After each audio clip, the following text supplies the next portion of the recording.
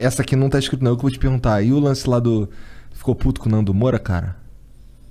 Cara, o Nando Moura é o seguinte, eu não entendi como é que ele virou a chave tão rápido de uma hora para outra, né? Não sei dizer o que aconteceu com ele. A gente foi chamar ele pro CIPEC, mas de fato eu desconvidei porque a galera ia vaiar ele, ia ser um surto de loucura, ele ia mandar a galera ir para aquele lugar, sei lá. Porque ele falou que Aí ele eu quer. falei, não, cara, ele começou a sentar porrada de uma maneira assim, totalmente bizarra. Será que não dá pro cara entender um pouquinho de como é que é você sentar na cadeira presidencial e ter a visão de governo? Assim, o nosso objetivo tá lá. A gente vai continuar lutando para aqueles objetivos. Jair Bolsonaro, 20, 30 anos dentro do Congresso Nacional, todo mundo sabe o que ele quer. Agora, não é que sentou na cadeira de presidente, o cara consegue fazer o que ele quer, cara. Eu todo concordo. mundo vendo isso, Isso cara. é verdade. E pro bem e pro mal. Mas tá? ele poderia decidir quem é o Procurador-Geral da República e é uma canetada, porque né? porque tem que ser sabatinado pelo Senado Federal. Quase tudo, tem a que se chama a teoria dos freios e contrapesos, né? Que a Constituição é feita dessa maneira, um poder controlando o outro. O presidente pode sugerir projetos de lei. Se a Câmara aprovar projetos de lei, ela tem que submeter à sanção ou veto do presidente. E um vai controlando o outro. O único que não tem um controle é o judiciário, que realmente o que ele decidiu está decidido. Porque né? ele é o intérprete supremo da lei. E aí é o que até o senador Rui Barbosa dizia, né? A pior ditadura que existe é a do judiciário, porque as suas decisões não têm a quem recorrer. Mas o nosso sistema é cheio de freios e contrapesos. Toda hora tem um projeto de lei dentro do Congresso Nacional ou uma medida do presidente que o PDT, o Rede, pedem ao judiciário para anular. E outra coisa, quem entra no judiciário é sabatinado pelo Senado Federal. Então, tudo ali, eles são harmônicos e independentes entre si. Mas na prática, é uma relação que não é tão harmoniosa, mas que existe.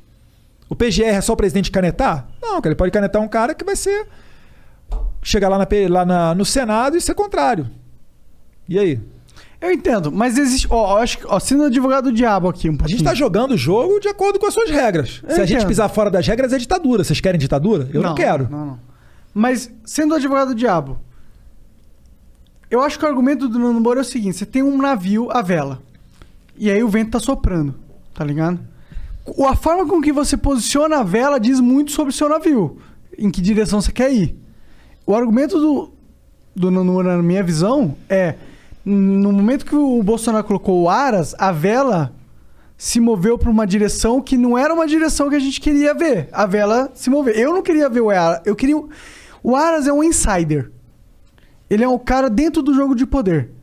Ele é um cara que tá no ciclo da parada. Ele não é um cara que chegou ali para mudar o negócio. É um cara que chegou ali para manteigar a parada. Não seja tão imediatista. A gente tem décadas de esquerda. Você acha que o Aras manda na PGR? Não. Você acha que todos os procuradores do Ministério Público se submetem ao Aras? Claro que não, cara. Você acha que todos os servidores públicos federais se submetem ao Jair Bolsonaro? Várias vezes nós somos sabotados, chamado Deep State, no cara de quarto, quinto, sexto escalão, que recebe uma ordem, ainda que seja ministerial, o cara senta em cima daquilo e não faz, cara. E aí a coisa não sai. O decreto não sai, o licenciamento ambiental não sai. O argumento é, o Aras era a manteiga que a gente precisava para conseguir fazer com que o sistema projetasse resultados que eram favoráveis a nós. O Aras, calma aí, repete de novo? O Aras era uma peça-chave da parada, porque ele era um cara que poderia facilitar dentro do sistema pelo qual vocês assumiram como presidente, ele poderia facilitar ganhos de políticas que vocês almejavam. Pô, calma aí, você tá falando pra gente usar a PGR pra ter ganho político? Não, cara, pior que eu não sou tão... Cara, imagina eu falando isso, cara. Entendi. Desculpa. É que eu sou burro, mano. Não pensei nessa... Não, assim, eu tô entendendo. Você tá colocando a sua visão certa de cidadão comum. Eu é que tô fazendo a interpretação política porque eu tenho visão eu não queria interpelar nada disso. Se eu falasse metade do que você tá falando aí, cara, já seria de ditador pra baixo. Entendi. É foda. Isso que é foda. Por isso que eu não quero ser político nunca. Cara, a gente vai pisando em ovos, cara. Agora, é o que eu falo. Deixa eu retroagir aqui um pouquinho no tempo. Claro, fica à vontade. E falar com o pessoal. Vocês sabem quem é Karl Marx, né? Engels, né? O Capital, o Manifesto Comunista, final do século XIX, etc. e tal. Aí virou o século, chegamos em 1917, primeira revolução, eu não vou nem retroagir a Revolução Francesa, não. Revolução Bolchevique, 1917. Os caras pegaram as armas, mataram os czares, tomaram o poder. Aí depois você tem 49 na China. Mao Tse Tung fez a grande marcha, matou milhões, não sei o que, tal, chegou ao poder. Coreia do Norte, basicamente a mesma coisa na guerra. 59 você teve Cuba, a galera foi pro paredão com armas, pá, chegou no poder. Só que tinha um cara, um italiano, chamado Antônio Gramsci. Ah, pensei que fosse Bolsonaro. Bolsonaro. O que esse cara falava, né? Ele era do Partido Comunista Italiano, ele foi preso nos anos 30 pelo regime do Mussolini, e ele começou a escrever vários cadernos enquanto preso, que depois ficaram conhecidos como os cadernos do cárcere. Ele falava basicamente o seguinte, ele falava, olha pessoal, eu tô vendo vocês aí fazendo a Revolução Russa, a Revolução na China, na Coreia, só que aqui no Ocidente, a gente tem valores judaico-cristãos tão enraizados na sociedade que o pessoal não vai aceitar tão bem essa ideia de comunismo, sabe? Então o que vocês precisam fazer? Vocês precisam primeiro mudar a cultura da sociedade e depois esse poder político chegará naturalmente. É basicamente o seguinte, não tome quartéis, tome escolas.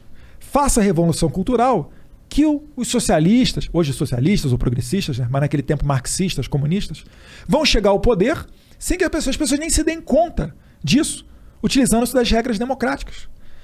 E aí, os livros dele, que primeiro foram para a Rússia, depois chegaram nos anos 60 no Brasil, ele deu um filhotinho chamado Paulo Freire. E aí começou a startar uma espécie quase de gotejamento, que a conta-gotas, a esquerda ela ia colocando uma pecinha em cada ponto desse xadrez. No começo ninguém dava bola para isso daí. Falava, pô, irmão, tá maluco? Os caras vão dominar a universidade, vão tomar o poder. Cala a boca, cara. Quem tá no poder aqui são os militares. O militar acabou de, chegar no regime aqui, tem Castelo Branco, tem Geisel, tem Garraça do Médici e tal. Os militares negligenciaram essa invasão nas universidades. Mas esse trabalho de longo prazo deu tão certo que eles chegaram a um domínio absoluto. Tal qual é o desafio. Qual foi a última monografia em universidades federais que mete o pau no comunismo? Não tem. Tem um pessoal aí até da Bahia, da Paraíba, acho que é a Ordem dos Conservadores, que está fazendo esse estudo para levantar nas universidades federais que não tem, ou é uma exceção muito fora da curva, teses, TCCs, né, conclusão de curso, monografia, metendo o pau no comunismo. E aí, hoje em dia, se você pegar uma bandeira da monarquia aí na UNB, você vai cair na porrada. Igual aconteceu com aquele moleque que foi há 2 anos atrás na UNB, caiu na porrada porque estava segurando a bandeira da monarquia. Ou outro que foi na Universidade Federal do Ceará com a camisa do Bolsonaro e foi cuspido e espancado. Esse é o pessoal que diz, né, que nós somos os intolerantes. É. Então, assim, os caras exerceram um domínio onde você não tem uma discussão nem na universidade, que deveria ser o ponto mais aberto. Por concepção, né, deveria ser o local onde todas as ideias são confrontadas e aquela ideia que consegue superar as críticas resta como válida e todas as outras são afastadas. Mas não. Hoje em dia a democracia na universidade, se você é menchevique ou bolchevique, se você é socialista ou progressista, ou seja, só vertente de esquerda.